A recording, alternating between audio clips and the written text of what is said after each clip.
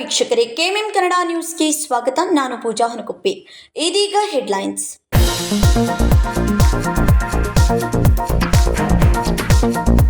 ಹಿಂದೂ ಜಾತಿಗಳ ನಡುವೆ ಕ್ರಿಶ್ಚಿಯನ್ ಸೇರಿಸುವ ಸರ್ಕಾರದ ಕ್ರಮಕ್ಕೆ ವಿರೋಧ. ಹಿಂದೂ ಜಾಗೃತಿ ವೇದಿಕೆ ಹಾಗೂ ಬಿಜೆಪಿ ನಾಯಕರು ತೀವ್ರ ಆಕ್ರೋಶ. ಸೆಪ್ಟೆಂಬರ್ 17ರಂದು ಸಮಾಜ ಮುಖಂಡರ ಸಭೆ, ರಾಜ್ಯಪಾಲರಿಗೆ ಮನವಿ ಸಲ್ಲಿಕೆ ನಿರ್ಧಾರ. ವಿಧಾನ ಪರಿಷತ್ ಸದಸ್ಯ ಮಾಂತೇಶ್ ಕವಟಗಿಮಠ್ ಹೇಳಿಕೆ.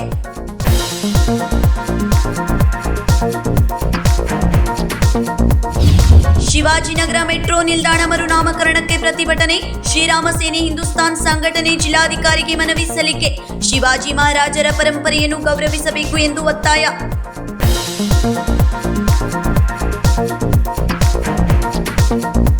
ಖಾನಾಪುರ ಕಣಕುಂಬಿ ರೈತನ ಮೇಲೆ ಕರಡಿಗಳು ಭೀಕರ ದಾಳಿ. ಮೇಯಲು ಎಮ್ಮೆ ಕರೆತರುವ ವೇಳೆ 3 ಕರಡಿಗಳು ರೈತನ ಮೇಲೆ ಅಟ್ಯಾಕ್. ಗಂಭೀರವಾಗಿ ಗಾಯಗೊಂಡ ರೈತನನ್ನು ಬಿಮ್ಸ್ ಆಸ್ಪತ್ರೆಗೆ ದಾಖಲು.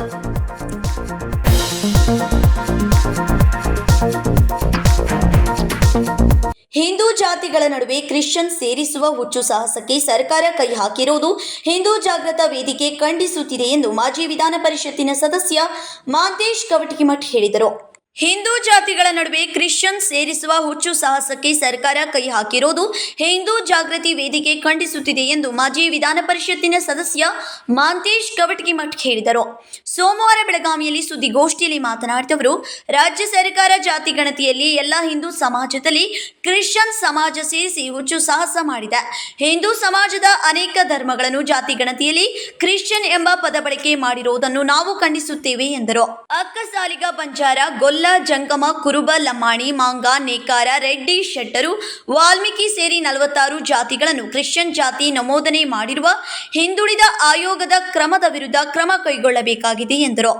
ಷಡ್ಯಂತ್ರವನ್ನ ಮಾಡಿ ಹಿಂದುಳಿದ ವರ್ಗದ ಆಯೋಗದ ಹಿನ್ನೆಲೆಯಲ್ಲಿ ಸಮಾಜವನ್ನ ಒಡೆಯತಕ್ಕಂತ ಕೆಲಸಕ್ಕೆ ಸಿದ್ದರಾಮಯ್ಯನವರು ಕೈ ಹಾಕಿದ್ದಾರೆ. ನಿಮ್ಗೆ ಗೊತ್ತಿರುವ ಹಾಗೆ 2017-18ರಲ್ಲಿಯೂ ಸಹಿತ ಈ ತರದ ದುಸ್ಸಾಹಸವನ್ನ ಸರ್ಕಾರ ಮಾಡಿ ಫೇಲ್ಯೂರ್ ಆಗಿದೆ. ಇವತ್ತು ಸಹಿತ ಸಮಾಜ ಒಡೆಯತಕ್ಕಂಥ ಕೆಲಸವನ್ನು ಸರ್ಕಾರ ಮಾಡ್ತಾ ಇದೆ. ಕಾನ್ಸ್ಟಿಟ್ಯೂಷನಲಿ ಈ ತರದ ವ್ಯವಸ್ಥೆಗೆ ನಾವು ಯಾರು ಬಲಿಯಾಗಬಾರದು, ಸಮಾಜಕ್ಕೆ ಎಚ್ಚರಿಕೆಯನ್ನು ಕೊಡ್ತಕ್ಕಂಥ ಕೆಲಸ ನಮ್ಮದಿದೆ. ಇವತ್ತು ಬಹಳಷ್ಟು ಜಾತಿ ಜನಾಂಗದ ಜನರಿಗೆ ಈ ತರದ ವ್ಯವಸ್ಥೆ ಬಗ್ಗೆನೇ ಗೊತ್ತಿಲ್ಲ. ನಾಳೆ ಅದು ಬಂದ ನಂತರನೇ ಅವ್ರಿಗೆ ಗೊತ್ತಾಗೋದು. We are making aware in the among the communities. ಆ ಕೆಲಸ ಇವತ್ತು ನಾವು ಹಿಂದೂ ಜಾಗರಣ ಸಮಿತಿ ಮಾಡ್ತಾ ಇದೆ. ಯಾವ್ಯಾವ ಜಾತಿಗಳಲ್ಲಿ ಕ್ರೈಸ್ತ ಅಂತ ನಮೂದ ಮಾಡಿದಾರೋ ಅವರೆಲ್ಲರೂ ಇವತ್ತು ಎಚ್ಚೆತ್ತುಕೊಂಡು ಇದಕ್ಕೆ ವಿರೋಧವನ್ನು ವ್ಯಕ್ತ ಮಾಡಬೇಕು. ಮತ್ತೆ ರಾಜ್ಯಪಾಲರಿಗೆ ಮತ್ತು ಹಿಂದುಳಿದ ಆಯೋಗಕ್ಕೆ ತಮ್ಮ ಪ್ರೊಟೆಸ್ಟ್ ಅನ್ನ ಕಳಿಸಿಕೊಡ್ಬೇಕು ಅನ್ನುವಂತ ಒಂದು ಮನವಿಯನ್ನು ನಾವು ಮಾಡ್ತಾ ಇದ್ದೀವಿ. ನೇರವಾಗಿ ಕಳಿಸಿದ್ರು ತಪ್ಪಿಲ್ಲ. ಬಿಜೆಪಿ ಮುಖಂಡ ಎಂಬಿ ಜಿರ್ಲಿ ಮಾತನಾಡಿ, ಸಂವಿಧಾನದಲ್ಲಿ ಸಾಮಾಜಿಕ ನ್ಯಾಯ ಕೊಡಿಸುವಲ್ಲಿ ಮೀಸಲಾತಿ ಅತ್ಯವಶ್ಯಕವಾಗಿದೆ. ಸಮಾಜ ಕಲ್ಯಾಣ ಇಲಾಖೆಯವರು ಸಮೀಕ್ಷೆ ಮಾಡಿ ಸರ್ಕಾರಕ್ಕೆ ಕೊಡಬೇಕು.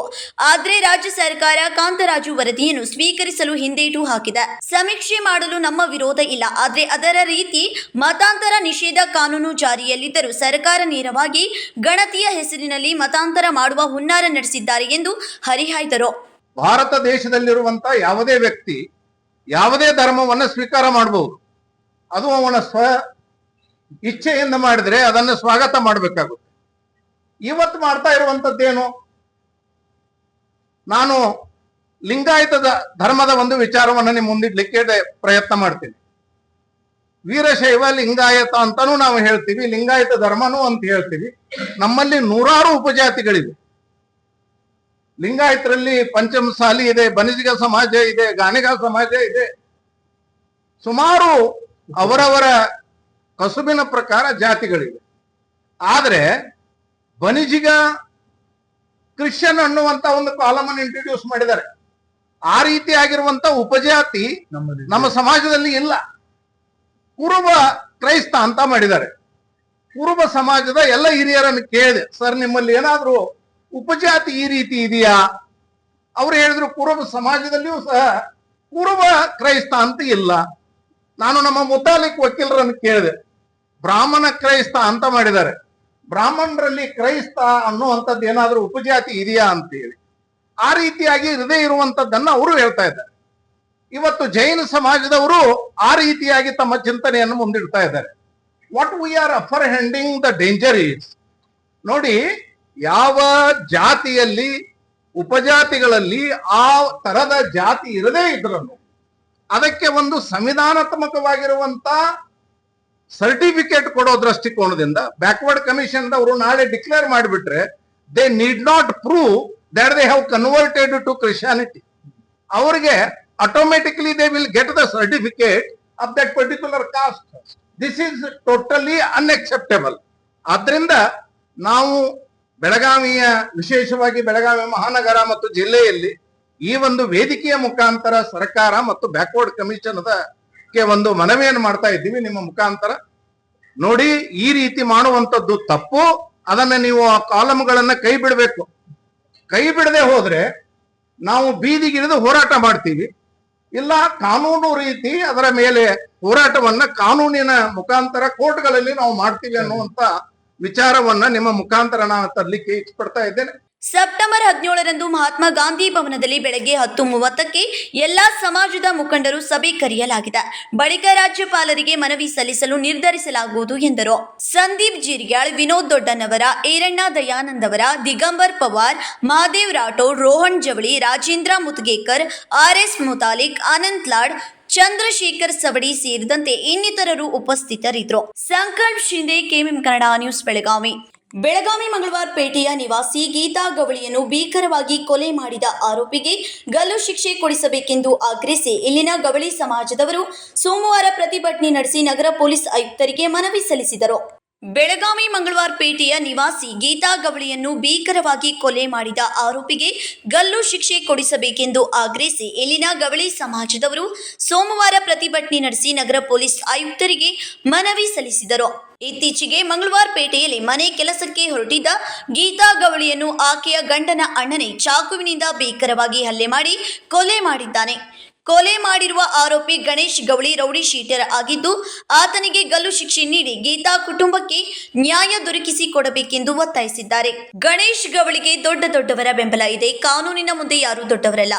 ಗೀತಾ ಕೊಲೆಗೆ ನ್ಯಾಯ ಕೊಡಿಸುವ ಕೆಲಸವನ್ನು ಪೊಲೀಸರು ಮಾಡಬೇಕೆಂದು ಆಗ್ರಹಿಸಿದ್ದಾರೆ.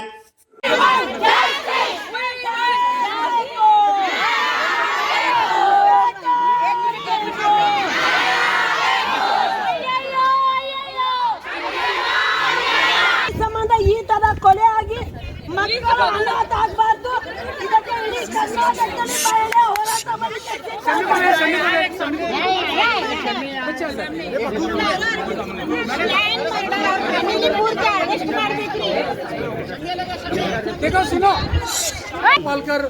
ಕೊಲೆ ಅತ್ಯಂತ ಅದನ್ನೆಲ್ಲರೂ ಕೂಡ ಪ್ರತಿಭಟಿಸಬೇಕಾಗ್ತದೆ. ಈ ವಿಷಯದಲ್ಲಿ ಯಾವುದೇ ಕನ್ಸೆಷನ್ ಇಲ್ಲ ಮತ್ತು ಅವನ್ನ ಕೊಲೆ ಮಾಡಿದ ಕಾರಣವನ್ನು ಯಾರನ್ನೂ ಕೂಡ ಬಿಡು ಪ್ರಶ್ನೆ ಕೊಡ್ಬೋದು. ನಿಮಗೆಲ್ಲರಿಗೆ ಭಾವನೆಗಳಿಗೆ ನಾವು ಎಲ್ಲ ಸಹೋದರಿಯರು, ಎಲ್ಲ ಸ್ನೇಹಿತರು ಎಲ್ಲ ಬಂದಿದ್ದೀರಿ. ಆ ಭಾವನೆಗಳಿಗೆ ನಾವು ಸ್ಪಂದಿಸ್ತೀವಿ. ಪೊಲೀಸ್ ಇಲಾಖೆ ಬೆಳಗಾವಿಯಲ್ಲಿ ಇತಿಹಾಸಗಳು ಇಂಥ ಘಟನೆಗಳಾದಾಗೆಲ್ಲ ಪೊಲೀಸ್ ಯಾವ ಥರ ಕಾರ್ಯವಾಹಿ ಮಾಡಿದೆ ಅನ್ನೋದು ಸಾಕಷ್ಟು ಘಟನೆಗಳು ತಮಗೆ ಗೊತ್ತಿರ್ತದೆ, ನೋಡಿದ್ದೀರಿ ಕೂಡ. ಈ ವಿಷಯದಲ್ಲಿ ನಾವು ಯಾವುದೇ ಕನ್ಸೆಷನ್ನ ಯಾವುದೇ ಇದನ್ನು ಕೂಡ ಹಿಡಿಲಾರ್ದ ಕಾನೂನು ರೀತಿಯಿಂದ ಅಷ್ಟೇ ಅಲ್ಲ, ಮಾನವೀಯತೆ ದೃಷ್ಟಿಯಿಂದ ಕೂಡ ಏನೆಲ್ಲ ಮಾಡ್ಬೋದು ಅನ್ನೋದನ್ನು ಮಾಡಲಿಕ್ಕಾಗ್ತದೆ. ನಮ್ಮ ಹಿರಿಯ ಅಧಿಕಾರಿಗಳು, ಮಾನ್ಯ ಪೊಲೀಸ್ ಆಯುಕ್ತರು ಕೂಡ ಅಲ್ಲಿ ಭೇಟಿ ನೀಡಿ ಸೂಕ್ತ ಸಲಹೆ ಸೂಚನೆಗಳು ನೀಡಿದರು. ನಾವು ಕೂಡ ಭೇಟಿ ಆದಾಗೂ ಕೂಡ ಎಲ್ಲ ಅದನ್ನು ಪರಿಶೀಲಿಸಿದ್ವಿ. ನಮ್ಮ ಸ್ನೇಹಿತರು ವಕೀಲರತ್ತು, ಅವರ ಸಂಬಂಧಿಕರತ್ತು ಅವರು ಬಂದು ಭೇಟಿಯಾಗಿದ್ದರು. ಈ ನಿಟ್ಟಿನಲ್ಲಿ ನಾವೆಲ್ಲ ಆಯಾಮದಲ್ಲಿ ಕೂಡ ತನಿಖೆ ಮಾಡ್ತಾ ಇದ್ದೀವಿ.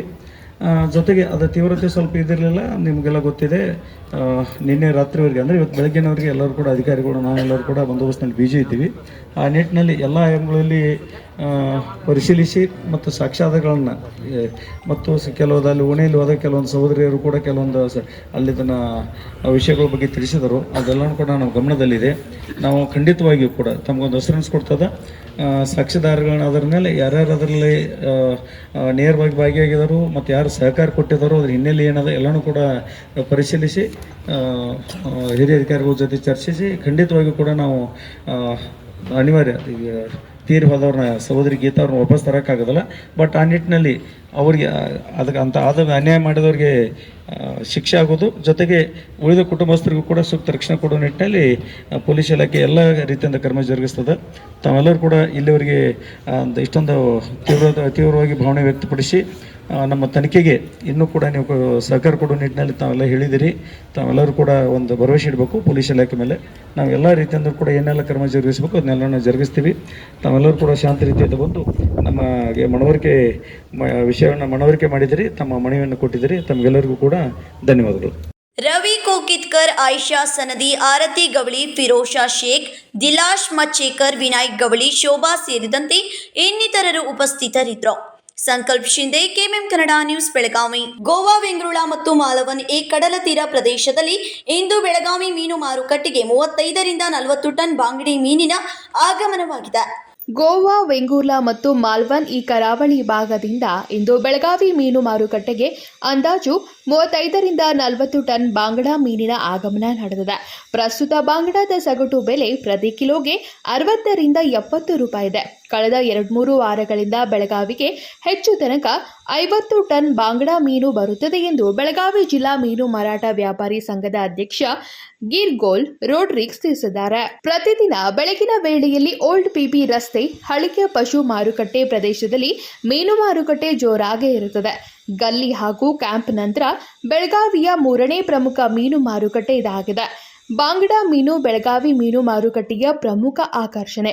ಅತ್ಯಂತ ರುಚಿಕರವಾಗಿರುವುದರಿಂದ ಬಾಂಗಡಾ ಎಂದರೆ ಬೆಳಗಾವಿಯ ಮೀನು ಪ್ರಿಯರ ಬಾಯಿ ನೀರೂರಿಸುತ್ತದೆ. ಸುಮಾರು ತಿಂಗಳ ಹಿಂದೆ ಸಮುದ್ರದಲ್ಲಿ ಬಂದ ಬಿರುಗಾಳಿಯಂತಹ ಅನುಕೂಲಕರವಲ್ಲದ ಪರಿಸ್ಥಿತಿಯಿಂದ ಈ ಮೀನಿನ ಆಗಮನ ಕಡಿಮೆಯಾಗಿತ್ತು ಮತ್ತು ಬೆಲೆ ಹೆಚ್ಚಾಗಿತ್ತು. ಆದರೆ ಈಗ ಬಾಂಗಡಾದ ಬೆಲೆ ಸಾಮಾನ್ಯ ಮಧ್ಯವರ್ಗದವರ ಜನರಿಗೆ ಸಹ ಕೈಗೆಟುಕುವಂತಾಗಿದೆ ಎಂದು ರೋಡ್ರಿಕ್ಸ್ ಹೇಳಿದರು. माझं नाव गिरगोल रॉड्रिक्स आहे. मी बेळगाव डिस्ट्रिक्ट फिश असोसिएशनचा चेअरमन. आमच्याकडे इकडे आवक म्हणजे सर्वसाधारण बांगड्याचीच असते. मॅक्झिमम बांगडेच जास्त प्रमाणात. अगोदर कसं होतं, तुफान 1 महिन्यापूर्वी 2 महिन्यापूर्वी तुफान आणि बांगड्याची आवक खूप कमी होते. त्याच्यामुळे रेट खूप जास्त होते.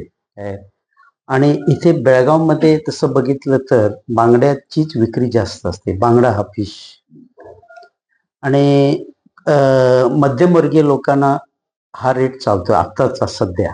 हे आता फिशिंग हे सर्वसाधारण इथून चालू झाले. आता गोवा, वेंगुर्ला, मालवण आणि रत्नागिरीपर्यंत ह्या महाराष्ट्र पट्टा आणि गोवामध्येच. कारण कसं झालंय, त्या बाजूला इतर ठिकाणी म्हणजे कर्नाटक आणि इकडे मुंबईच्या त्या बाजूला तुफान आणि वारे वगैरे चालू आहेत आणि कॉस्टली फिश आहे तिकडे. हे फिशिंग जरा हा प्रकार वेगळा असतो फिशिंगचा. मालवण आणि वेंगुर्ला इथला हे लहान बोटी फिशिंग करतात. लहान बोटींच्या त्याला आम्ही फट्ट्याचं किंवा होड्यांचं फिशिंग म्हणतो. ते जरा संध्याकाळी सर्वसाधारण 8च्या नंतरच फिशिंग करून येतात ते लोक, फिशरमॅन. आणि ते जिवंत असते ते फिश आणि जाळ्यामधून काढून हे केल्यानंतर ते फिश. आणि सर्वात जवळचं मार्केट म्हणजे बेळगाव. वेंगुर्ल्यावरून 100 किलोमीटर आणि मालवणवरून वगैरे 150-60 किलोमीटर. त्याच्यामुळे हे इथे अतिशय फ्रेश फिश येते, बांगडा हा विशेष करून. आणि त्याबरोबर बांगड्याबरोबर इतर काहीतरी थोडंफार एक आहे. आज बघा, आज एक साधारण 30-35-40 टनापर्यंत बांगडा होता मार्केटमध्ये. सर्वसाधारण आता 1-2-3 आठवडे झाले की एक असंच आवक चालू आहे. म्हणजे किती 30-35-50 टनापर्यंत आवक चालू आहे. एक 15-20-25 गाड्या येतात दररोज. आणि हा दर कुठेही नसतो. म्हणजे इतर ठिकाणी बघितलं तर मुंबई किंवा ह्या बाजूला जरा कॉस्ट जास्त असते. इथे त्यांना विक्री करायला जरा बरं पडते आजूबाजूच्या ಫಿಶರ್ಮೆನ್ನ. ಬೆಳಗಾವಿ ಮೀನು ಮಾರುಕಟ್ಟೆಗೆ ಗೋವಾ, ವೆಂಗುರ್ಲಾ, ಮಾಲ್ವನ್ ಮತ್ತು ರತ್ನಗಿರಿ ಕರಾವಳಿಯಲ್ಲಿ ಮೀನುಗಾರಿಕೆ ನಡೆಯುತ್ತದೆ. ವಿಶೇಷವೆಂದರೆ ಇಲ್ಲಿ ದೊಡ್ಡ ದೋಣಿಗಳಲ್ಲ, ಚಿಕ್ಕ ದೋಣಿಗಳಲ್ಲಿ ಮೀನುಗಾರಿಕೆ ನಡೆಯುತ್ತದೆ. ಇದನ್ನು ಪಟ್ಟಿ ಮೀನುಗಾರಿಕೆ ಅಥವಾ ಹಡಗು ಮೀನುಗಾರಿಕೆ ಎಂದು ಕರೆಯಲಾಗುತ್ತದೆ. ಮೀನುಗಾರರು ಸಂಜೆ 6 ಗಂಟೆಗೆ ಸಮುದ್ರಕ್ಕೆ ಇಳಿದು ರಾತ್ರಿ 8 ಗಂಟೆಗೆ ನಂತರ ಮೀನು ಹಿಡಿದು ಮರಳಿ ಬರ್ತಾರೆ. ವೆಂಗೂರ್ಲಾದಿಂದ ಬೆಳಗಾವಿಗೆ 100 ಕಿಲೋಮೀಟರ್ ಹಾಗೂ ಮಾಲ್ವನ್ದಿಂದ ಸುಮಾರು 150ರಿಂದ 160 ಕಿಲೋಮೀಟರ್ ದೂರವಿರುವುದರಿಂದ ಹಿಡಿದ ತಾಜಾ ಮೀನು ಮೊದಲು ಬೆಳಗಾವಿಗೆ ತಲುಪುತ್ತದೆ. ಪ್ರತಿದಿನ 20ರಿಂದ 25 ವಾಹನಗಳಲ್ಲಿ ಬಾಂಗಡೆ ಮೀನು ಸಾಗಿಸುತ್ತಾರೆ. ಪ್ರತಿ ವಾಹನಗಳಲ್ಲಿ 3ರಿಂದ 5 ಸಾವಿರ ಟ್ರೇಗಳು ಅಥವಾ ಪೆಟ್ಟಿಗೆಗಳು ಇರುತ್ತವೆ. ಪ್ರತಿ ಟ್ರೇಯಲ್ಲಿ ಸುಮಾರು 30 ಕಿಲೋ ಮೀನು ಇರುತ್ತದೆ. ಬಾಂಗಡೆದ ಬೆಲೆ 50 ರೂಪಾಯಿಗಿಂತ ಕಡಿಮೆಯಾದರೆ ಆ ಮೀನು ಉಪ್ಪಿನಲ್ಲಿ ಹುರಿದು ಸಂಗ್ರಹಿಸಲಾಗುತ್ತದೆ. ಉಪ್ಪಿನಲ್ಲಿ ಹುರಿದ ಬೆಳಗಾವಿ ಶೈಲಿಯ ಬಾಂಗಡೆ ದೇಶದ ಬೇರೆಡೆ ಎಲ್ಲಿಯೂ ದೊರೆಯದು. ಈ ಉಪ್ಪಿನ ಮೀನಿನ ದೊಡ್ಡ ಮಾರುಕಟ್ಟೆ ಪ್ರತಿ ಶನಿವಾರ ಬೆಳಗಾವಿಯಲ್ಲಿ ಜರುಗುತ್ತದೆ. ಬಾಂಗಡೆ ಮೀನು ನಿರ್ದಿಷ್ಟ ಋತುವಿನಲ್ಲಿ ಮಾತ್ರ ಲಭ್ಯವಾಗುತ್ತದೆ ಮತ್ತು ಅದೇ ಅವಧಿಯಲ್ಲಿ ಅದಕ್ಕೆ ಉತ್ತಮ ರುಚಿ ಬರುತ್ತದೆ. ಬಾಂಗಡೆದಲ್ಲಿ ಪರ್ಸೀನ್ ಮತ್ತು ಮಿನಿ ಪರ್ಸೀನ್ ಎಂಬ 2-3 ವಿಧಗಳಿವೆ. ಮಹಾರಾಷ್ಟ್ರ ಹಾಗೂ ಗೋವಾ ಕರಾವಳಿಯಲ್ಲಿ ಸಾಕಷ್ಟು ಮೀನುಗಾರಿಕೆ ನಡೆಯುತ್ತದೆ. ಆದರೆ ಕಾರವಾರ ಕರಾವಳಿಯಲ್ಲಿ ಇತ್ತೀಚೆಗೆ ಕಡಿಮೆಯಾಗಿದೆ. ಕಾರವಾರದಲ್ಲಿ ದೊಡ್ಡ ದೋಣಿಗಳಲ್ಲಿ ದೊಡ್ಡ ಮೀನುಗಳನ್ನು ಹಿಡಿತಾರೆ. ಇದನ್ನ ಪರ್ಸೀನ್ ಫಿಶಿಂಗ್ ಎಂದು ಕರೀತಾರೆ. ಆದರೆ ವೆಂಗೂರ್ಲಾ, ಮಾಲ್ವನ್ ಹಾಗೂ ರತ್ನಗಿರಿ ಕರಾವಳಿಯಲ್ಲಿ ಮಧ್ಯಮ ವರ್ಗಕ್ಕೆ ತಕ್ಕ ಮೀನುಗಾರಿಕೆ ನಡೆಯುತ್ತದೆ. ಅಲ್ಲಿನ ಮೀನು ಮೊದಲು ಬೆಳಗಾವಿ, ನಂತರ ಹುಬ್ಬಳ್ಳಿ ಮೀನು ಮಾರುಕಟ್ಟೆಗೆ ತಲುಪುತ್ತದೆ. ಬೆಳಗಾವಿಯಲ್ಲಿ ಲಭ್ಯವಾಗುವ ಮೀನಿನಲ್ಲಿ ಸುಮಾರು 90% ಬಾಂಗಡೆಯೇ ಆಗಿರುತ್ತದೆ. ಇದಲ್ಲದೆ ಪ್ರತಿ ಕಿಲೋಗೆ 200ರಿಂದ 300 ರೂಪಾಯಿ ಬೆಲೆಯ ಸುರಮಿ, ನಂತರ ತಾರ್ಲಿ ಹಾಗೂ ಇತರ ವಿಧಗಳು ಮಾರಾಟಕ್ಕೆ ದೊರೆಯುತ್ತವೆ. ಸ್ಥಳೀಯ ನದಿ ಮೀನುಗಳಿಗೆ ಡ್ಯಾಮ್ ಫಿಶ್ ಬೆಳಗಾವಿಯಲ್ಲಿ ಹೆಚ್ಚು ಬೇಡಿಕೆ ಇಲ್ಲ. ಅವುಗಳ ಆಗಮನ ಅತಿ ಹೆಚ್ಚು 5 ಟನ್ಗಳವರೆಗೆ ಇರುತ್ತದೆ. ಆದರೆ ಬೇಡಿಕೆ ಇಲ್ಲದ ಕಾರಣದಿಂದ ಅವು ಬೇರೆಡೆ ಕಳುಹಿಸಲಾಗುತ್ತದೆ. ಬೆಳಗಾವಿಯಲ್ಲಿ ಜನರ ಹೆಚ್ಚಿನ ಆಸಕ್ತಿ ಬಾಂಗಡೆ ಮೇಲಿಗೆ ಇರುತ್ತದೆ. ಈ ಮೀನುಗಳ ಋತು ಜುಲೈ ತಿಂಗಳ ಕೊನೆಯಲ್ಲಿ ಆರಂಭವಾಗಿ ಮಾರ್ಚ್ ತನಕ ಇರುತ್ತದೆ. ಆದರೆ ಮೀನುಗಾರಿಕೆ ಜನವರಿವರೆಗೆ 6ರಿಂದ 7 ತಿಂಗಳು ಮಾತ್ರ ನಡೆಯುತ್ತದೆ. ಬೆಲೆ ಇಳಿದಾಗ ತಾಜಾ ಬಾಂಗಡವನ್ನ ಶೀತಗೃಹದಲ್ಲಿ ಸಂಗ್ರಹಿಸುತ್ತಾರೆ. ರತ್ನಗಿರಿ, ಗೋವಾ, ಮಂಗಳೂರು ಮುಂತಾದ ಕಡೆಗಳಲ್ಲಿ ಶೀತಗೃಹಗಳಿದ್ದು ಅಲ್ಲಿ ಸಂಗ್ರಹಿಸಿದ ಹಿಮೀಕೃತ ಮೀನುಗಳನ್ನು ಋತು ಮುಗಿದ ನಂತರ ಇತರ ಕಡೆ ಅಥವಾ ವಿದೇಶಗಳಿಗೆ ಕಳುಹಿಸಲಾಗುತ್ತದೆ. ಬಾಂಗಡ ಎಂದರೆ ಬೆಳಗಾವಿ ಎಂದೇ ಹಳೆಯ ಕಾಲದಿಂದಲೂ ಬಂದಿರುವ ಸಮೀಕರಣವಿದೆ ಎಂದು ರೋಡ್ರಿಕ್ಸ್ ಹೆಮ್ಮೆ ವ್ಯಕ್ತಪಡಿಸಿದ್ರು. Vinod Kolkar, KMM Kannada news, Belagavi. ಈಗ ಸಣ್ಣದೊಂದು ವಿರಾಮ. A1 Cell is live on Aradhana with low price guarantee. कम दामों में बड़ा धमाल ऑफर सिर्फ कुछ ही दिनों के लिए. स्टाइल भी, सेविंग्स भी और फैशन की सबसे बड़ी सेल.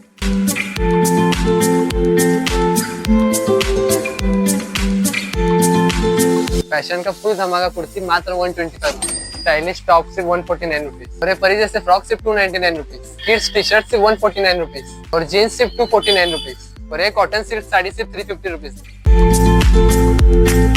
यहाँ पे आपको लेटेस्ट ड्रेस मटेरियल सिर्फ 299 से मिल जाएगा और यहाँ पे आपको जीन्स शर्ट सिर्फ 299 से स्टार्ट है और जीन्स सिर्फ 450 से. Latest collection for complete family only at Aradhana saris and readymades, Maruti Gali, Belgaum. Then guys, why are you waiting for? Don't forget to visit here.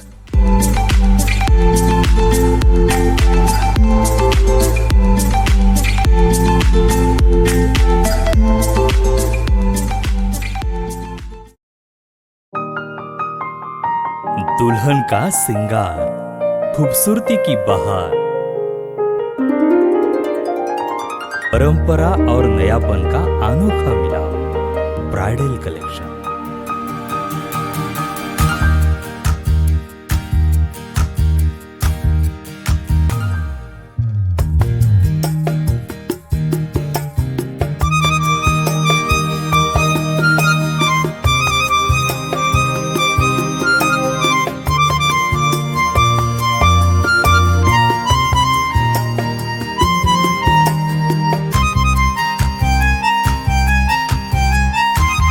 दुल्हन की खूबसूरती में 4 चांद लगाने वाली ब्राइडल कलेक्शन की विशाल range. Amarcon collection, Adarsha dress circle, Khade Bazar, Belgaum. Aradhana sari dress materials, Maruti Gali, Belgaum. अब शादी हो या कोई भी त्योहार की बात, परंपराओं को मिलेगा नएपन का साथ. दिल खुश करने वाली कपड़ों की दुनिया.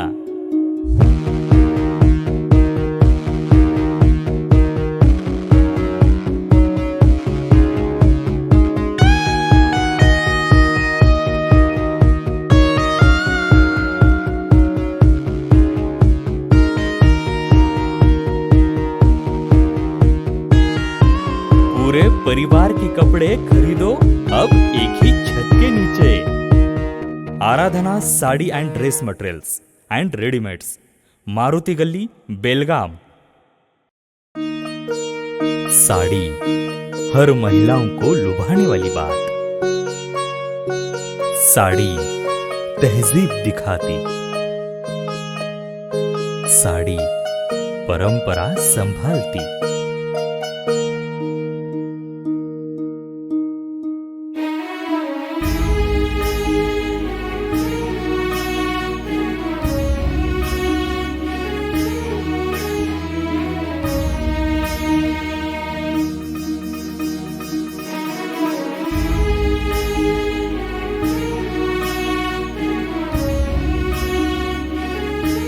महिलाओं को खूबसूरती और निखारने वाली एक से बढ़कर एक साड़ियों का खजाना। Adarsha sari dress materials and readymades, Ramdev गली, बेलगाम। आराधना साड़ी ड्रेस मटेरियल्स, मारुति गली, बेलगाम। ವಿರಾಮದ ನಂತರ ನ್ಯೂಸ್ಗೆ ಸ್ವಾಗತ. ಡಿಸಿಸಿ ಬ್ಯಾಂಕ್ ಚುನಾವಣೆಯಲ್ಲಿ ಪ್ರಚಾರದಲ್ಲಿ ಬ್ಯುಸಿ ಇದ್ದೆವು. ಇಂದು 3 ಜಿಲ್ಲಾ ಪಂಚಾಯತ್, ನಾಳೆ 3 ಜಿಲ್ಲಾ ಪಂಚಾಯತ್ ಪ್ರಚಾರ ಮಾಡುತ್ತೇವೆ. ನಮ್ಮ ಪೆನಲ್ ಬಗ್ಗೆ ಅಪ್ರಚಾರ ಮಾಡಿದ್ರೆ ಅದಕ್ಕೆ ಪ್ರತಿಕ್ರಿಯೆ ಕೊಡುತ್ತೇವೆ ಎಂದು ಶಾಸಕ ಬಾಲಚಂದ್ರ ಜಾರಕಿಹೊಳಿ ಹೇಳಿದರು.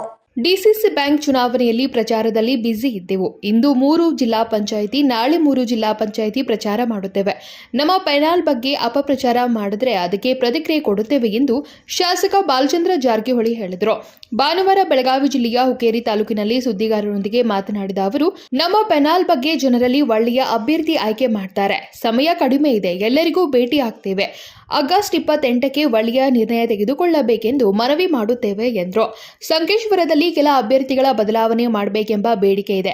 ಒಳ್ಳೆಯ ಅಭ್ಯರ್ಥಿ ಹಾಕಿ ಗೆಲ್ಲಿಸುವ ಪ್ರಯತ್ನ ಮಾಡುತ್ತೇವೆ ಎಂದರು. ಚುನಾವಣೆ ಎಂದ ಮೇಲೆ ಎಲ್ಲ ಆರೋಪ ಇರುತ್ತದೆ. ಎಲ್ಲರೂ ಚುನಾವಣೆಗೆ ಬಂದು ಮತದಾನ ಮಾಡಬೇಕು. ಇದೊಂದು ಮಿನಿ ವಿಧಾನಸೌಧ ಚುನಾವಣೆ ಆಗುತ್ತದೆ. 80,000 ಮತದಾನ ಆಗುತ್ತದೆ ಎಂದರು. ಈಗ ಅಭ್ಯರ್ಥಿಗಳ್ರಿ ಘೋಷಣೆ ಮಾಡ್ತು. ನಾನು ಸಂಕೇಶ್ವರದಾಗ ಒಂದು ಫಂಕ್ಷನ್ದಾಗ ಹೇಳಿದ್ದೆ, ನಾವು ಹಳೆ ಮಂದಿಗನ ಕಂಟಿನ್ಯೂ ಮಾಡ್ತು ಅಂತ ಹೇಳಿದ್ವಿ. ಈಗ ಚರ್ಚೆ ಏನು ಬರಾಕತ್ತೈತ್ರಿ, ನಮ್ಮೆಲ್ಲ ಕಾರ್ಯಕರ್ತರು, ಮುಖಂಡರು ಅಂದ್ರೆ ಇಷ್ಟು ಜನ ಇದ್ದಾಗ ನೀವು 15 ಮಂದಿ ಒಳಗೆ ಕೆಲವೊಂದು ಕಡೆ ಬದಲಾವಣೆ ಮಾಡ್ಬೇಕಂತ ಒತ್ತಡ ಬರತೈತಿ ನಮ್ಗೆ. ಅಂದ್ರೆ ಇಲ್ಲಿ ಪ್ರಮುಖರೆಲ್ಲ ರೀ ಕಾರ್ಯಕರ್ತರು ಅದಕ್ಕೆ ಚೇಂಜ್ ಮಾಡಿದ್ರೆ ಚಲೋ ಆಗ್ತೈತಿ ಅಂತೇಳಿ ಹಿಂಗೆ ಬಂದೈತಿ. ಅದ್ರ ಬಗ್ಗೆ ಮಾನ್ಯ ಉಸ್ತುವಾರಿ ಸಚಿವ ಸತೀಶ್ ಜಾರಕಿಹೊಳಿ, ಅಣ್ಣಾಸಾಹೇಬ್ ಜೊಲ್ಲೆ ಅವರು, ನಾವು ಮತ್ತೆಲ್ಲ ಪ್ರಮುಖರು ಅಕಸ್ಮಾತ್ ಅಂತ ಕೆಲವೊಂದು ಚೇಂಜಸ್ ಮಾಡೋದು ಬಂತಂದ್ರೆ ಅವ್ನು ಕನ್ವಿನ್ಸ್ ಮಾಡಿ ಚೇಂಜ್ ಮಾಡಿ ಕ್ಯಾಂಡಿಡೇಟ್ ಹಾಕ್ತೀವ್ರಿ. ಯಾಕಂದ್ರೆ ಹಂಗೂ ಕೆಲವೊಂದು ಪ್ರಸಂಗ ಬರ್ಬೋದಾದ್ರೆ ಮಾಡ್ತೀವಿ. ಒಟ್ಟು ಒಳ್ಳೆ ಪ್ಯಾನಲ್ ಮಾಡಿ ಒಟ್ಟು ಒಳ್ಳೆ ಕ್ಯಾಂಡಿಡೇಟ್ ಹಾಕಿ ಮ್ಯಾಕ್ಸಿಮಮ್ ಅವರ ಪ್ಯಾನಲ್ ಅಂದ್ರೆ ಅಭ್ಯರ್ಥಿ ಮಗು ಪ್ಯಾನಲ್ ಓಟ್ ಜಗ್ಗು ಅಂತ ನಾವು ಅವರು ಪ್ಲಾನ್ ಮಾಡತ್ತಾರು, ನಾವು ಮಾಡತ್ತೀವಿ. ಇಲೆಕ್ಷನ್ ಅಂತ ಅಂದ್ರೆ ಎಲ್ಲ ಇರ್ತೈತಿ. ಬಟ್ ಒಳ್ಳೆ ಅಭ್ಯರ್ಥಿನ ಹಾಕಿ ಗೆಲ್ಸುವಂಥ ಪ್ರಯತ್ನ ಮಾಡ್ತಾರೆ. ಇಲೆಕ್ಷನ್ ಅಂತಲೇ ಎಲ್ಲ ನಡೆಯುವರೆ ಏನು ಮಾಡೋಕ್ಕಾಗಲ್ಲ. ಈಗ ಕೆಲವೊಂದು ವೋಟಿಂಗ್ ಬರೋಂಗೆ ಕಟ್ಬಾಕಿರಬಾರ್ದು ಅಂತ ಸ್ವಾಭಾವಿಕ ಅವ್ರು ತುಂಬ್ತಾರೆ ರೀ. ಯಾಕಂದ್ರೆ ತುಂಬಿದಿಲ್ಲ ಅಂದ್ರೆ ಓಟ್ ಬರೋದಿಲ್ಲ. ತುಂಬ್ರಿ ಏನು ತಪ್ಪಿಲ್ಲ, ಎಲ್ಲ ತುಂಬಿ ವೋಟಿಂಗ್ ಬಂದರೆ ಒಳ್ಳೇದು ರೀ. ಯಾರ್ದು ಬರಬಾರ್ದು, ನಾಳೆ ಡಿಸ್ಪ್ಯೂಟ್ ಆಯ್ತು ಮತ್ತೆ ಎಲ್ಲರೂ ಅದು ಲೀಗಲ್ ಕಾಂಪ್ಲಿಕೇಶನ್ ಆಗಬಾರ್ದು. ತುಂಬ್ರಿ ಒಳ್ಳೆ ತುಂಬಿ ಎಲ್ಲರೂ ವೋಟಿಂಗ್ ಬರಲಿ. ಯಾಕಂದ್ರೆ 60,000 ಮೇಲೆ ಓಟ್ ಬರ್ಬೋದು ರೀ. ಅಂದ್ರೆ ನಿಮ್ಮದು ಒಂದು ಇದು ಹುಕ್ಕೇರಿ ವಿಧಾನಸಭಾ ಕ್ಷೇತ್ರ, ಹುಕ್ಕೇರಿ ವಿದ್ಯುತ್ ಸಹಕಾರಿ ಸಂಘದ ಮಿನಿ ವಿಧಾನಸಭೆ ಚುನಾವಣೆ ಆದಂಗೆ ಆಗ್ತೈತೆ ಅದ್ರ. ಅಲ್ಲ 80,000 ಬರೋದಿಲ್ಲ. ನನಗಿರೋ ಮಾಹಿತಿ ಪ್ರಕಾರ 62,000 ಬರ್ತಾವಂತ ಸುದ್ದಿ ಇದೆ ರೀ. 80,000 ಬರೋದಿಲ್ಲ. ಸೊ ಲೀಗಲ್ ಕಾಂಪ್ಲಿಕೇಶನ್ ಏನಾಗಲ್ಲ. ಯಾಕಂದ್ರೆ ಯಾವುದಕ್ಕೆ ಕೊಡ್ರಿ ಮತದಾನ ಹಕ್ಕು ನಿಲ್ಸಕ್ಕೆ ಹೋಗೋದಿಲ್ಲ, ಅಥವಾ ನಿಲ್ಸಿದ್ರೆ ಕೊಡತ್ತ ಆದೇಶಗಳಾಗಿದ್ದಾವ್ರಿ ದೇಶೊಳಗೆ. ಯಾವುದಕ್ಕೆ ಕೊಟ್ಟು ಈ ಓಟನ್ನು ಸ್ಟಾಪ್ ಮಾಡೋಂಥ ಉದಾಹರಣೆಗಳಿಲ್ಲ. ಆ ಥರ ಏನು ಆಗೋಕ್ಕಿಲ್ಲ ರೀ. ಸೊ ಎಲ್ಲರಿಗೂ ಮತದಾನ ಬರಲಿ. ಎಷ್ಟು 60,000 62,000 ಎಲ್ಲರೂ ಬಂದು ವೋಟ್ ಮಾಡಿದ್ರೆ ಒಳ್ಳೇದು ರೀ. ಇಲ್ಲ ಕರೆಕ್ಟ್ ರೀ. ಅದು ಅಂದ್ರೆ ಆ ಬೆಳವಣಿಗೆ ಆಗಬಾರ್ದಾಗಿತ್ತು ರೀ, ಆಗಬಾರ್ದು. ಯಾಕಂದ್ರೆ ಸಹಕಾರ ಕ್ಷೇತ್ರದಲ್ಲಿ ರಾಜಕಾರಣ ಹೊರಗಿರ್ಬೇಕಂತ ನಾವು ಎಲ್ಲ ರಾಜಕಾರಣಿಗಳು ಭಾಷಣ ಮಾಡ್ತಾರೆ. ಅಂದರೆ ಸಹಕಾರಿ ರಾಜಕೀಯ ಬಂತಂದ್ರೆ ಕೆಡ್ತೈತೆ ಅಂದಾಗ. ಸೊ ರಾಜಕೀಯ ಬರಬಾರ್ದ್ರೆ ಬಂತು. ಯಾಕಂದ್ರೆ ಇದು ಏನಾಗ್ತೈತೆ ರೀ, ನಾವೆಲ್ಲ ಮುಖಂಡರು ನಮ್ಮ ಕಡೆಯವರು ಅವ್ರಿಗೆ ನಾವು ಸ್ಟ್ರಾಂಗ್ ಆಗಿರ್ತೀವಿ. ಸಾಮಾನ್ಯ ಮಂದಿಗೆ ತೊಂದರೆ ಆಗ್ತೈತೆ. ಯಾಕಂದ್ರೆ ಅವ್ರು ಈ ಕಡೆ ಬರ್ರಿ ಆ ಕಡೆ ಬಂದಂದಾಗ ಅದಕ್ಕೆ ಫ್ರೀಯಾಗಿ ಬಿಡಬೇಕು. ಯಾರು ಪ್ರೀತಿ ಐತೆ ಊಟಾಕ್ತಾರೆ. ಡಿಸಿಸಿ ಬ್ಯಾಂಕ್ ವಿಚಾರ ಇರಿ. ಈಗ ಎಲ್ಲ ಕಡೆ ನಾವು ರೀ ಸ್ವಲ್ಪ ಹುಕ್ಕೇರಿ ಕಿತ್ತೂರು ಬಿಟ್ಟರೆ ಎಲ್ಲ ಕಡೆ ಶಾಂತ ನಡೆದೈತೆ ರೀ. ಸೊ ನಾವು ಡಿಸಿಸಿ ಬ್ಯಾಂಕ್ ವಿಚಾರದಾಗ ತಮ್ಮ ಮುಖಾಂತರ ಎಲ್ಲ ಜಿಲ್ಲೆ ಜನತೆಗೆ ಹೇಳಿದ್ವಿ. ಸೊ ನಾವು ಹೆಂಗೋ ಮಾಡಿ ದೇವರ ಆಶೀರ್ವಾದದಿಂದ ಜನರ ಪ್ರೀತಿಯಿಂದ 12 ಸೀಟ್ ಗೆದ್ದು ಅಧಿಕಾರ ಚುಕ್ಕಾನ ಇಡ್ತೀವಿ. ನೀವೆಲ್ಲರೂ ಒಂದು ಆಶೀರ್ವಾದ ಮಾಡಿ ಹುಕ್ಕೇರಿದ ಗೆಲ್ಲಿಸ್ಕೊಟ್ರೆ 13 ಆಗ್ತದೆ. ಈ ಥರ ಐತಿ, ಫೈಟ್ ಮಾಡತ್ತಾರೆ ರೀ.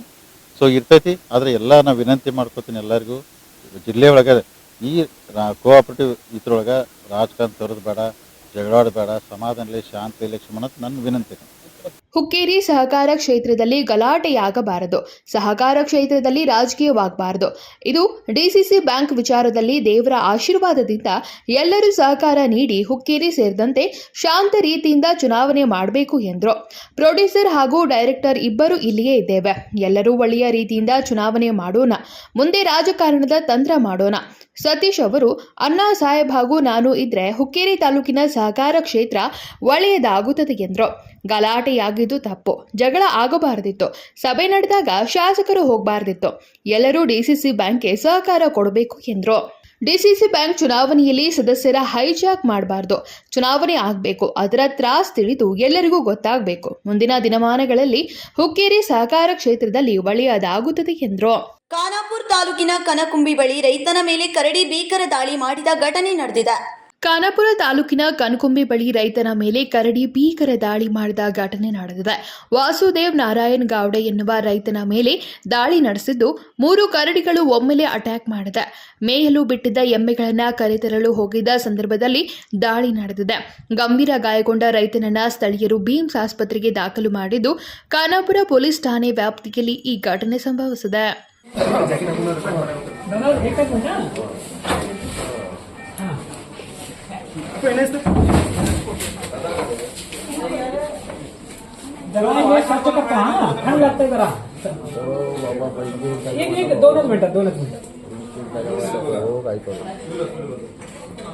दुखते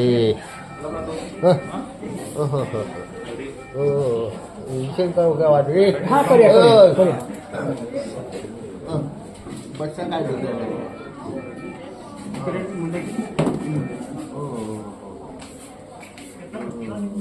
ವಿನೋದ್ ಕೋಲ್ಕಾರ್, ಕೆಎಂಎಂ ಕನ್ನಡ ನ್ಯೂಸ್, ಬೆಳಗಾವಿ. ಬೆಂಗಳೂರಿನ ಶಿವಾಜಿನಗರ ಮೆಟ್ರೋ ನಿಲ್ದಾಣವನ್ನು ಸೇಂಟ್ ಮೇರಿ ಮೆಟ್ರೋ ನಿಲ್ದಾಣ ಎಂದು ಮರುನಾಮಕರಣ ಮಾಡುವ ಸರ್ಕಾರದ ನಿರ್ಧಾರವನ್ನು ಖಂಡಿಸಿ ಸೋಮವಾರ ಶ್ರೀರಾಮ ಸೇನೆ ಹಿಂದೂಸ್ತಾನ್ ಸಂಘಟನೆ ಪ್ರತಿಭಟನೆ ನಡೆಸಿ ಜಿಲ್ಲಾಧಿಕಾರಿಗೆ ಮನವಿ ಸಲ್ಲಿಸಿದರು. ಬೆಂಗಳೂರಿನ ಶಿವಾಜಿನಗರ ಮೆಟ್ರೋ ನಿಲ್ದಾಣವನ್ನು ಸೇಂಟ್ ಮೇರಿ ಮೆಟ್ರೋ ನಿಲ್ದಾಣ ಎಂದು ಮರುನಾಮಕರಣ ಮಾಡುವ ಸರ್ಕಾರದ ನಿರ್ಧಾರವನ್ನು ಖಂಡಿಸಿ ಸೋಮವಾರ ಶ್ರೀರಾಮ ಸೇನೆ ಹಿಂದೂಸ್ತಾನ್ ಸಂಘಟನೆ ಪ್ರತಿಭಟನೆ ನಡೆಸಿ ಜಿಲ್ಲಾಧಿಕಾರಿಗೆ ಮನವಿ ಸಲ್ಲಿಸಿದರು. ಬೆಂಗಳೂರಿನ ಶಿವಾಜಿನಗರ ಮೆಟ್ರೋ ನಿಲ್ದಾಣವನ್ನು ಸೇಂಟ್ ಮೇರಿಯ ಹೆಸರಿಡಲು ಮಾನ್ಯ ಮುಖ್ಯಮಂತ್ರಿಗಳು ಇತ್ತೀಚೆಗೆ ಮಂಡಿಸಿದ ಪ್ರಸ್ತಾವನೆಯನ್ನು ವಿರೋಧಿಸುತ್ತೇವೆ. ಶಿವಾಜಿನಗರ ಎಂಬ ಹೆಸರು ಕರ್ನಾಟಕ ಮತ್ತು ಇಡೀ ರಾಷ್ಟ್ರಾದ್ಯಂತ ಲಕ್ಷಾಂತರ ಜನರು ಪೂಜಿಸುವ ರಾಷ್ಟ್ರೀಯ ನಾಯಕ ಛತ್ರಪತಿ ಶಿವಾಜಿ ಮಹಾರಾಜರ ಅದ್ಭುತ ಪರಂಪರೆಗೆ ನೇರವಾಗಿ ಸಂಬಂಧಿಸಿದೆ. ಈ ನಿಲ್ದಾಣವನ್ನು ಬೇರೆ ಯಾವುದೇ ರೀತಿಯಲ್ಲಿ ಮರುನಾಮಕರಣ ಮಾಡಬಾರದೆಂದು ಆಗ್ರಹಿಸಿದರು. 2 ದಿವಸ ಮುಂಚೆ ಬೆಂಗಳೂರು ಒಳಗಡೆ ಒಂದು ಸ್ಟೇಷನ್ ಇದೆ, ಪುಣ್ಯಶ್ಲೋಕ ಛತ್ರಪತಿ ಶಿವಾಜಿ ಮಹಾರಾಜ್ ಹೆಸರಲ್ಲಿ ಒಂದು ಸ್ಟೇಷನ್ ಇದೆ. ಆ ಸ್ಟೇಷನ್ ಹೆಸರನ್ನು ಚೇಂಜ್ ಮಾಡಿ ಸೇಂಟ್ ಮೇರಿ ಹೆಸರನ್ನು ಇಡ್ತಾ ಇದ್ದಾರೆ ಮುಖ್ಯಮಂತ್ರಿ ಅವರು. ನಾನೇ ವಿನಂತಿಯನ್ನು ಮಾಡ್ತಾ ಇದ್ದೇನೆ, ನೀವು ಹೊಸ ಸ್ಟೇಷನ್ ಮಾಡಿ ಮತ್ತೆ ಸೇಂಟ್ ಮೇರಿ ಹೆಸರನ್ನು ಆ ಸ್ಟೇಷನ್ಗೆ ಇಡ್ರಿ. ಆದ್ರೂ ಮಾಡೋದು ಬಿಟ್ಟು ಇಲ್ಲೇ ಛತ್ರಪತಿ ಶಿವಾಜಿ ಮಹಾರಾಜ್ ಹೆಸರಲ್ಲಿ ಇವರು ರಾಜಕಾರಣಿಗಳು ವಿರೋಧವನ್ನು ಮಾಡ್ತಾ ಇದ್ದಾರೆ ಅಂತ ಕೆನಸ್ ಬರ್ತಾ ಇದ್ದೆ. ಪ್ರತಿಯೊಂದು ರಾಜಕಾರಣಿ ಇರ್ಲಿ ಅಥವಾ ರಾಷ್ಟ್ರೀಯ ಪಕ್ಷ ಇರ್ಲಿ, ಓಟುಗೋಸ್ಕರ ಛತ್ರಪತಿ ಶಿವಾಜಿ ಮಹಾರಾಜ್ ಹೆಸರು ತಗೋತಾರು, ಹೆಸರಲ್ಲೇ ರಾಜಕಾರಣ ಮಾಡ್ತಾರು. ಖರೆ ಇವತ್ತು ಛತ್ರಪತಿ ಶಿವಾಜಿ ಮಹಾರಾಜ್ ಅಪಮಾನವನ್ನು ಮಾಡ್ತಾ ಇದ್ದಾರೆ, ಅದಕ್ಕೆ ಯಾರು ವಿರೋಧವನ್ನು ಮಾಡ್ತಾ ಇಲ್ಲ. ಇದು ದುಃಖದ ಸಂಗತಿ. ನಾನೇ ವಿನಂತಿಯನ್ನು ಮಾಡ್ತಾ ಇದ್ದೇನೆ ಸಿದ್ದರಾಮಯ್ಯಗೆ, ಅವರು ಅದು ಏನು ಹೆಸರು ಅವರು ಚೇಂಜ್ ಮಾಡ್ತಾ ಇದ್ದಾರೆ, ಅದು ಚೇಂಜ್ ಮಾಡಬೇಡ್ರಿ. ಅದೇ ಛತ್ರಪತಿ ಶಿವಾಜಿ ಮಹಾರಾಜ್ ಹೆಸರನ್ನು ಅದು ಇರ್ಲಿ. ಇಲ್ಲಾಂದ್ರೆ ನೀವು ಚೇಂಜ್ ಮಾಡಿದ್ರ ಮುಂದಿನ ಸಲ ನಿಮ್ಗೆ ಈ ಶಿವಭಕ್ತವನ್ನು ನಿಮ್ಗೆ ಸಹಕಾರನೂ ಮಾಡಲ್ಲ. ಸ್ವರಾಜ್ಯ, ನ್ಯಾಯ ಮತ್ತು ಎಲ್ಲ ಧರ್ಮಕ್ಕಾಗಿ ಹೋರಾಡಿದ ಮಹಾನ್ ಮರಾಠ ಯೋಧನಿಗೆ ಸಲ್ಲುವ ಗೌರವವನ್ನು ನೀಡಿ ಶಿವಾಜಿನಗರ ಪ್ರದೇಶದ ಸಾಂಸ್ಕೃತಿಕ ಮತ್ತು ಐತಿಹಾಸಿಕ ಗುರುತುಗಳನ್ನು ಸಂರಕ್ಷಿಸಬೇಕು.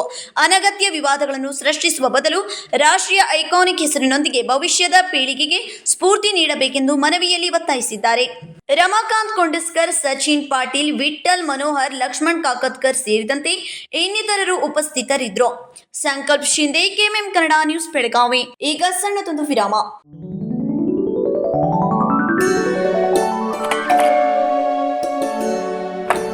हाय, व्हाट अ प्रेजेंट सरप्राइज। कौन है? अरे वो मेरी फ्रेंड आरती है। तेरी शादी तो अटेंड नहीं कर पाई, लेकिन सोचा मिल लूं। वैसे जीत कहाँ है? वो अंदर है, बैठो ना। वाव जया, बहुत सुंदर लग रहा है। वैसे सच कहूं, तुम्हारी पर्सनालिटी पे जज रहा है। आखिर चॉइस किसकी है? थैंक्स। अच्छा, तो कर्टन्स की तारीफ कर रही हो? अमरकौन कर्टन एंड फर्निशिंग, यहाँ है नए लुक, कलर और स्ट्रक्चर के बेहतरीन कर्टन फर्निशिंग की वैरायटी जो आपके घर और ऑफिस की शान बढ़ाए। अमरकौन कर्टन एंड फर्निशिंग, खड़े बाजार, बेलगावी।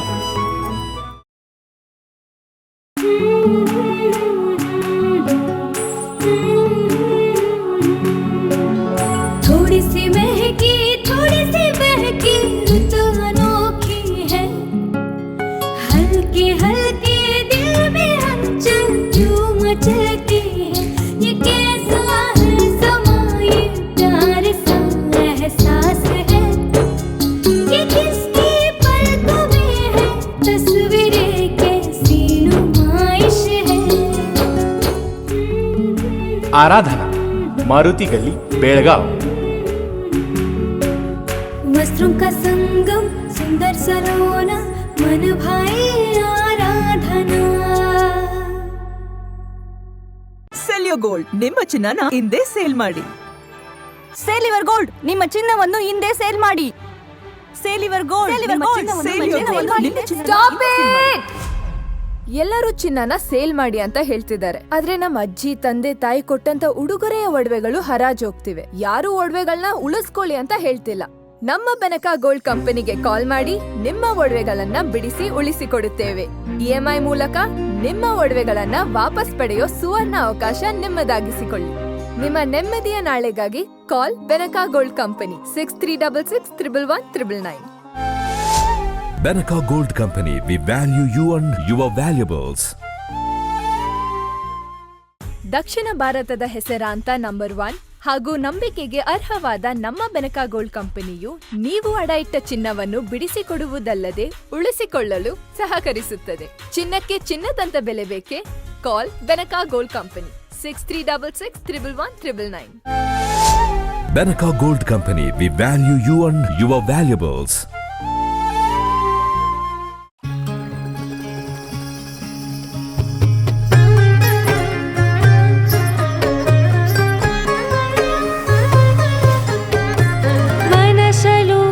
ಕನಸಲು ನೀನೆ, ಮನಸಲು ಕನಸಲು ನೀನೆ, ಮನಸಲ್ಲೇ ಮನೆ ಮಾಡಿರುವೆ ನೀನೆ.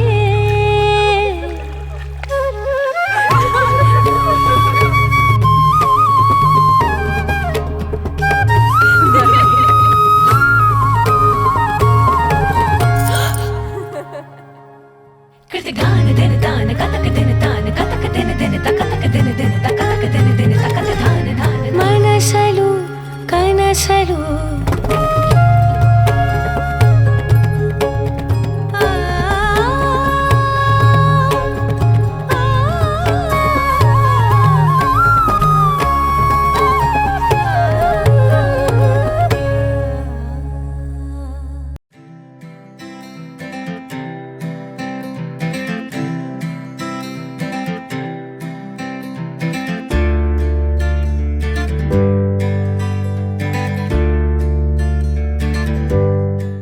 ವಿರಾಮದ ನಂತರ ನ್ಯೂಸ್ಗೆ ಸ್ವಾಗತ.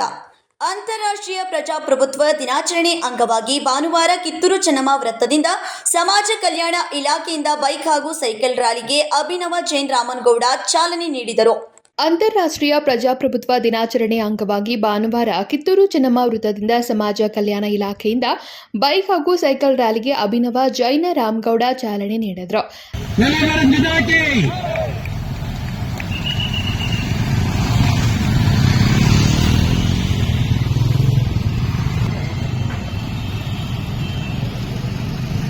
ಈ ಬೈಕ್ ರ್ಯಾಲಿಯು ಬೆಂಗಳೂರಿನಲ್ಲಿ ಕೊನೆಗೊಳ್ಳಲಿದ್ದು, ಸೈಕಲ್ ರ್ಯಾಲಿಯು ಟಿಳಕ್ವಾಡಿ ಮಾರ್ಗವಾಗಿ ಸಂಚರಿಸಿ ಜಿಲ್ಲಾಧಿಕಾರಿ ಕಚೇರಿ ಬಳಿ ಕೊನೆಗೊಳ್ಳಲಿದೆ. ಅಂತಾರಾಷ್ಟ್ರೀಯ ಪ್ರಜಾಪ್ರಭುತ್ವ ದಿನ ಆಚರಣೆ ಮಾಡ್ತಾ ಇದ್ದೇವೆ. ಅಂಗವಾಗಿ ಇಲ್ಲಿ ಬೈಕ್ ರ್ಯಾಲಿ ಮತ್ತು ಬೈಸಿಕಲ್ ರ್ಯಾಲಿ ನಡೀತಾ ಇದೆ. ಕೆಲವು ಸ್ಕೂಲ್ ಹುಡುಗರು ಸೈಕಲ್ ತಗೊಂಡು ಇವತ್ತು ರ್ಯಾಲಿ ಮಾಡ್ತಾ ಇದ್ದಾರೆ. ಮತ್ತು ಕೆಲವು bikers, two wheeler, motor cycles ಅವ್ರು 10 ಜನ ಈ ಬೆಳಗಾವಿಯಿಂದ ಬೆಂಗಳೂರು ಹೊಂಟಿದ್ದಾರೆ. ಹಿಂಗಾಗಿ ಮತ್ತು ಇದರ ಅಂಗವಾಗಿ ನಾಳೆ ಕೂಡ ಕಾರ್ಯಕ್ರಮ ಇದಾವ. ನಾವು ಎಲ್ಲರೂ ಬೆಳಗಾವಿ ಜನ ಇದ್ರೊಳಗೆ ಭಾಗವಹಿಸೋಣ ಅಂತ ಹೇಳಿ ನಾನು 2 ಮಾತು ಮುಗಿಸ್ತೇನೆ. ಇವತ್ತಿನ ದಿನ ನಾಳೆ ನಾವು ಕರ್ನಾಟಕ ರಾಜ್ಯಾದ್ಯಂತ ಅಥವಾ ಜಗತ್ತಿನಾದ್ಯಂತ ಆಚರಿಸತಕ್ಕಂತ ಇಂಟರ್ನ್ಯಾಷನಲ್ ಡೆಮಾಕ್ರಸಿ ಡೇ ನಿಮಿತ್ತವಾಗಿ ಬೆಳಗಾವಿ ಜಿಲ್ಲಾಡಳಿತದಿಂದ ವಿವಿಧ ಕಾರ್ಯಕ್ರಮಗಳನ್ನು ಹಮ್ಮಿಕೊಂಡಿದ್ದೀವಿ. ಅದರ ಭಾಗವಾಗಿ ಇವತ್ತು ಸೈಕಲ್ ರ್ಯಾಲಿ ವಿದ್ಯಾರ್ಥಿಗಳು ಮತ್ತು ಸಾರ್ವಜನಿಕರಿಂದ ಹಾಗೂ ಬೈಕ್ ರ್ಯಾಲಿ, ಸೈಕಲ್ ರ್ಯಾಲಿ ಇಲ್ಲೇ ಲೋಕಲ್ ಸುಮಾರು ಒಂದು 7-8 ಕಿಲೋಮೀಟರ್ ಕವರ್ ಮಾಡ್ತಾ ಇದ್ದೀವಿ. ಬೈಕ್ ರ್ಯಾಲಿ 10 ಬೈಕರ್ಸ್ ಇವತ್ತು ಇಲ್ಲಿಂದ ಹೊರಟು ಬೆಂಗಳೂರು ವಿಧಾನಸೌಧ ತಲುಪ್ತಾ ಇದ್ದಾರೆ ಸಾಯಂಕಾಲ.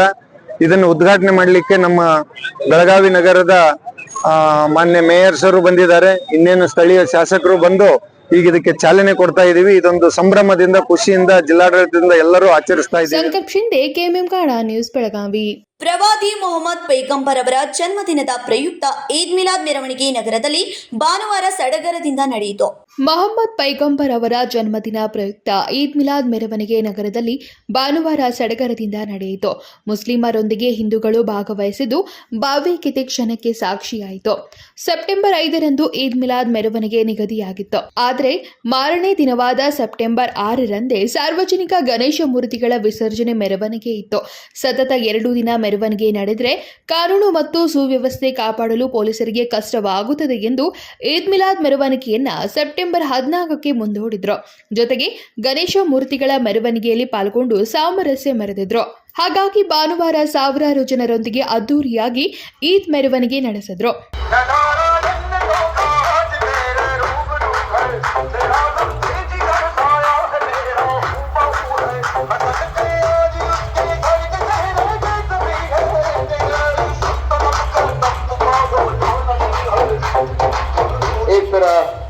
ಇದರಲ್ಲಿ ಸಾರ್ವಜನಿಕ ಗಣೇಶೋತ್ಸವ ಮಂಡಳಿಗಳ ಪ್ರಮುಖ ಪಾಲ್ಗೊಂಡಿದ್ರು.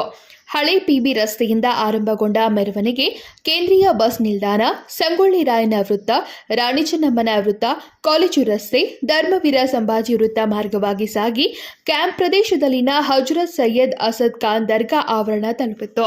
Vinod Kolkar, KMM Kannada news, Belagavi. DCC bank ಚುನಾವಣೆಯ ಹಿನ್ನೆಲೆಯಲ್ಲಿ ಹುಕ್ಕೇರಿ ತಾಲೂಕಿನ ಅಂಕ್ಲಿ ಗ್ರಾಮದಲ್ಲಿನ ಪೊಲೀಸ್ ಬಂದೋಬಸ್ತ್ ನಡುವೆ ಶಾಂತಿಯುತವಾಗಿ ಸಭೆ ಜರುಗಿತು. ಡಿಸಿಸಿ ಬ್ಯಾಂಕ್ ಚುನಾವಣೆಯ ಹಿನ್ನೆಲೆಯಲ್ಲಿ ಹುಕ್ಕೇರಿ ತಾಲೂಕಿನಲ್ಲಿ ಅಂಕ್ಲಿ ಗ್ರಾಮದಲ್ಲಿನ ಪೊಲೀಸ್ ಬಂದೋಬಸ್ತ್ ನಡುವೆ ಶಾಂತಿಯುತವಾಗಿ ಸಭೆಯು ಜರುಗಿತು. ಪಿಕೆಪಿಎಸ್ ಸಭೆಯು ನಡೆಸಿ ಟರಾವು ಪಾಸ್ ಆದ ನಂತರ ಜಾರಕಿಹೊಳಿ ಅವರಿಗೆ 7 ಜನ ಪಿಕೆಪಿಎಸ್ ಸದಸ್ಯರು ಬೆಂಬಲ ಸೂಚಿಸಿದರು. ಜಾರಕಿಹೊಳಿ ಬೆಂಬಲಿಗರು ಘೋಷಣೆ ಕೂಗಿದರು.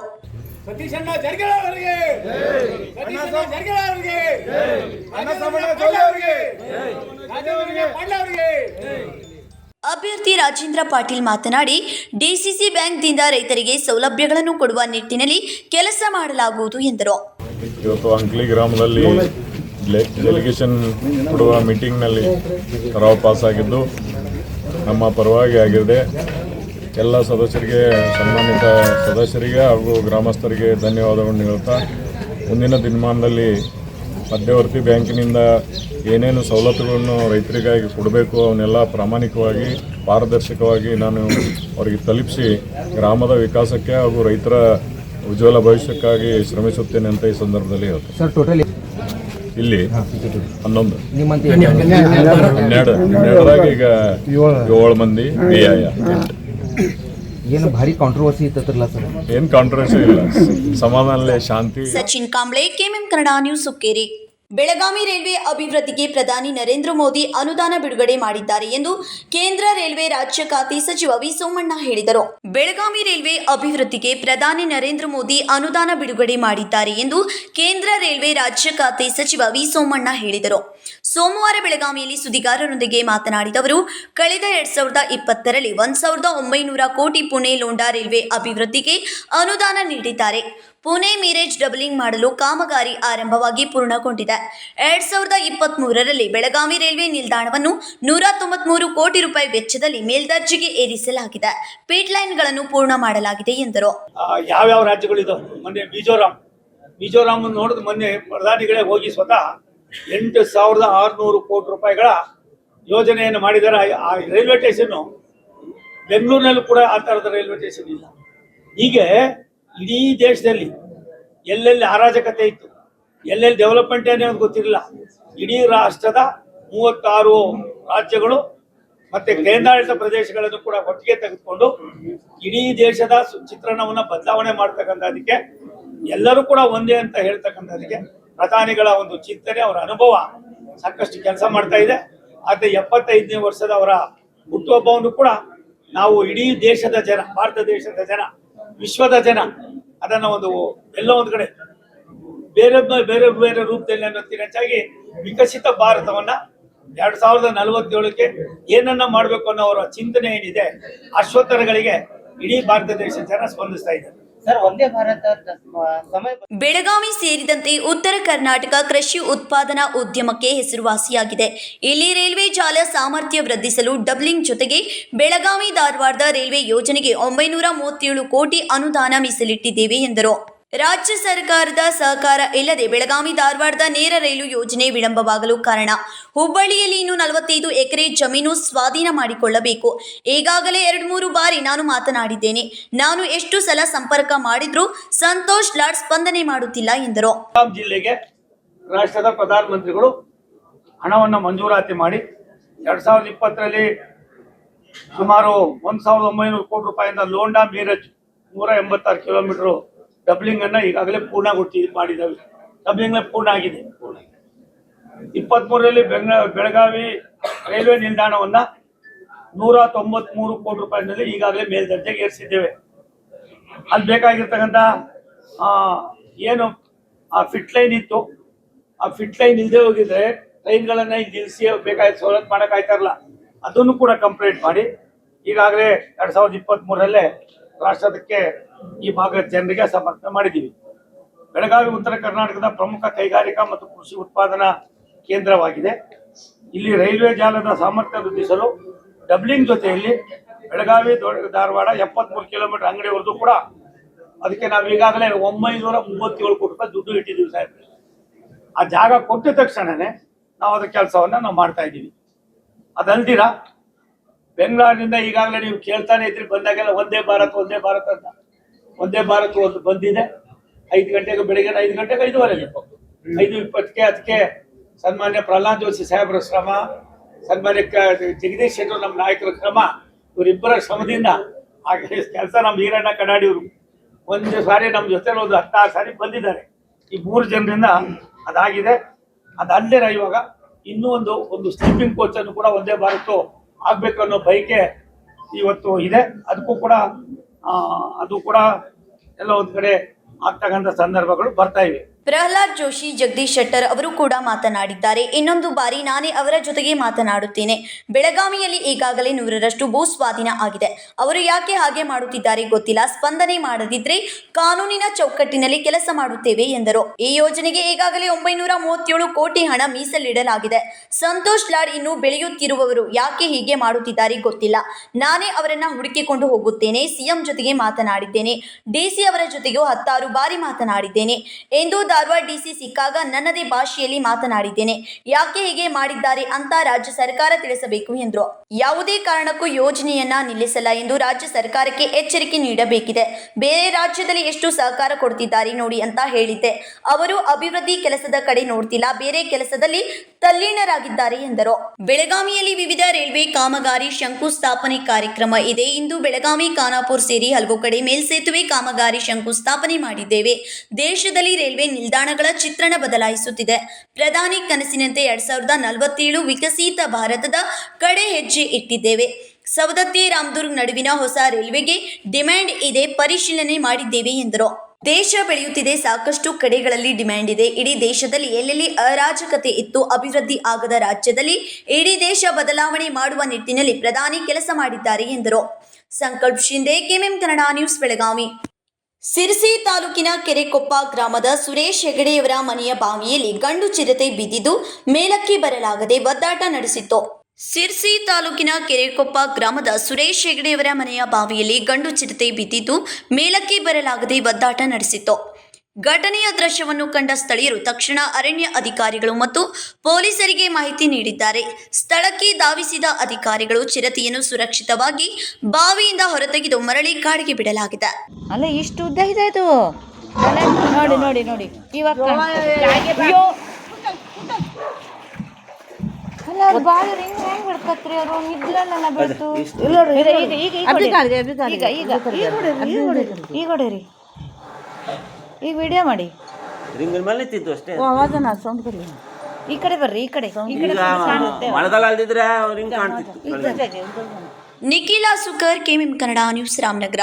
ಈಗ ಮತ್ತೊಮ್ಮೆ ಹೆಡ್ಲೈನ್ಸ್.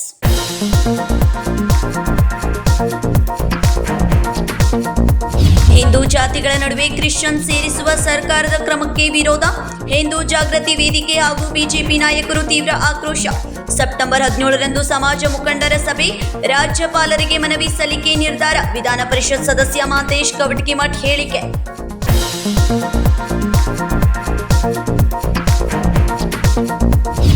ಶಿವಾಜಿನಗರ ಮೆಟ್ರೋ ನಿಲ್ದಾಣ ಮರುನಾಮಕರಣಕ್ಕೆ ಪ್ರತಿಭಟನೆ. ಶ್ರೀರಾಮ ಸೇನೆ ಹಿಂದೂಸ್ತಾನ್ ಸಂಘಟನೆ ಜಿಲ್ಲಾಧಿಕಾರಿಗೆ ಮನವಿ ಸಲ್ಲಿಕೆ. ಶಿವಾಜಿ ಮಹಾರಾಜರ ಪರಂಪರೆಯನ್ನು ಗೌರವಿಸಬೇಕು ಎಂದು ಒತ್ತಾಯ.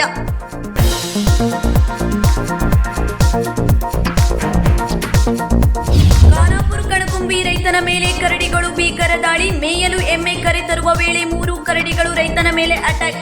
ಗಂಭೀರವಾಗಿ ಗಾಯಗೊಂಡ ರೈತನನ್ನು ಬಿಮ್ಸ್ ಆಸ್ಪತ್ರೆಗೆ ದಾಖಲು.